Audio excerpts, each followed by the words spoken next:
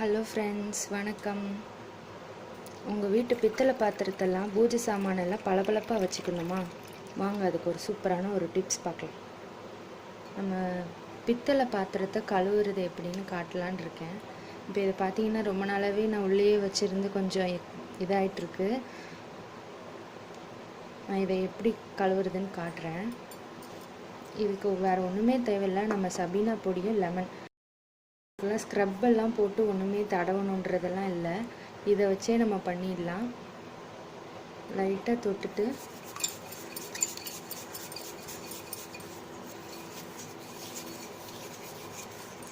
Scrub கம்பி எல்லாம் போட்டால் பாத்திரம் ரொம்ப ஸ்க்ராட்ச் ஆகிடும். எப்போவுமே நம்ம கையை வச்சு தேய்ச்சாலே போதும்.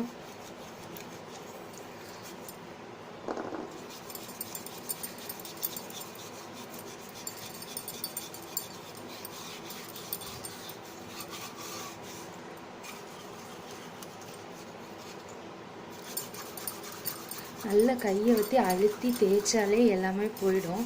இதுக்கு நம்ம ரொம்ப கஷ்டப்பட தேவையே இல்லை. ஸ்க்ரப்பர்லாம் போட்டிங்கன்னா கண்டிப்பாக ஸ்க்ராட்ச் விழுந்து சீக்கிரமே பாத்திரம் பழசாயிடும். விளக்கெல்லாம் கூட நான் இப்படி தான் கழுவுவேன். புதுசு மாதிரியே இருக்கும்.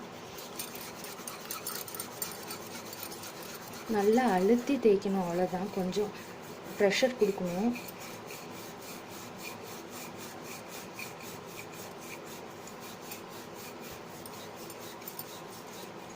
இப்போ பார்த்தாலே உங்களுக்கே தெரிஞ்சிருக்கும் எவ்வளோ இதாயிடுச்சுன்னு. இப்போ அந்த கரை கொஞ்சம் ஜாஸ்தி இருக்கிற இடத்துலலாம் கொஞ்சம் ஜாஸ்தி வச்சு தேய்ச்சாலே அவ்வளோதான், போயிடும்.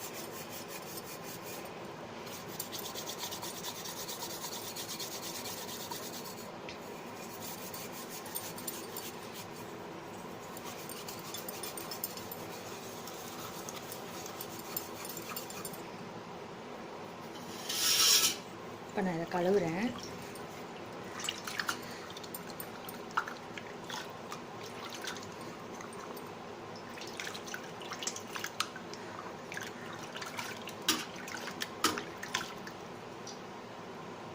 பார்த்தீங்களா எவ்வளோ புதுசு மாதிரி ஆயிடுச்சு. அந்த கரையெல்லாம் இப்போ போயிடுச்சு.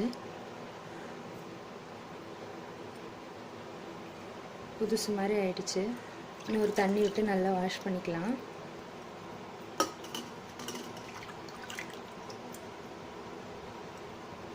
பார்த்தீங்களா எவ்வளோ புதுசு மாதிரி ஆயிடுச்சு. எப்போவுமே பித்தளை பாத்திரத்தை மட்டும் கழுவுன உடனே தொடச்சிடணும். இல்லைன்னா அப்படி தண்ணியோட கரைலாம் அப்படி திட்டாக விழுந்துடும். அப்புறம் அந்த இடத்துல தான் கரை நாளாக ஆக ஜாஸ்தி ஆகிடும் கரை.